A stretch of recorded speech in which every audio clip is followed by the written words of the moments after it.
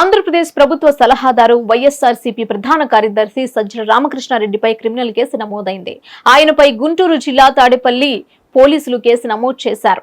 సజ్జలపై ఐపీసీలోని 153, 505, IPC 125, RPA 1951 సెక్షన్ల కింద సజ్జలపై పోలీసులు కేసు నమోదు చేశారు. దీనికి సంబంధించి న్యాయవాది లక్ష్మీనారాయణకు పోలీసులు సమాచారం ఇచ్చినట్లు తెలుస్తోంది.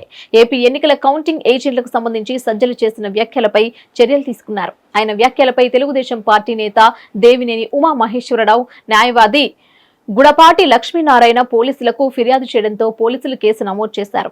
నిబంధనలను పాటించే వాళ్లు కౌంటింగ్ ఏజెంట్లుగా అవసరం లేదని ఇటీవల సజ్జలు చేసిన వ్యాఖ్యలు వివాదాస్పదమయ్యాయి. వైఎస్ఆర్సీపీ కేంద్ర కార్యాలయంలో బుధవారం ఆ పార్టీ చీఫ్ కౌంటింగ్ ఏజెంట్ల అవగాహన సదస్సులో సజ్జల పాల్గొని మాట్లాడారు. ఈ సదస్సులో ఏజెంట్లకు అవగాహన కల్పించారు. మన టార్గెట్ ఇది అని దృష్టిలో పెట్టుకొని దానికి అవసరమైనవి తెలుసుకోవాలి. అవతలి వారు అడ్డం పడకుండా వారిని ఆపేందుకు ఏం నిబంధనలు ఉన్నాయో చూసుకోవాలి. మనవి ఒక్క ఓటు కూడా చెల్లనివిగా చేసే పరిస్థితి రాకుండా అడ్డుకునేందుకు ఏం చేయాలో చూసుకోవాలి.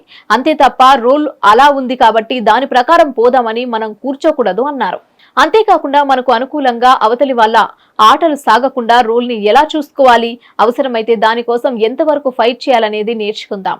ఇందులో కౌంటింగ్ ఏజెంట్ తన వంతు పాత్ర పోషించేలా వారి మెదడులోకి మీరు బాగా ఎక్కించాలి. పొరపాటున ఒకటి మనం వాదించినా పర్లేదు, కానీ రూల్ కాదేమో అని వెనక్కి తగ్గేవాడైతే ఏజెంట్ గా వద్దు అన్నారు. సజ్జల వ్యాఖ్యలపై టీడీపీ సీరియస్ గా స్పందించింది. తాడేపల్లి పోలీస్ స్టేషన్ లో ఫిర్యాదు చేయడంతో కేసు నమోదైంది.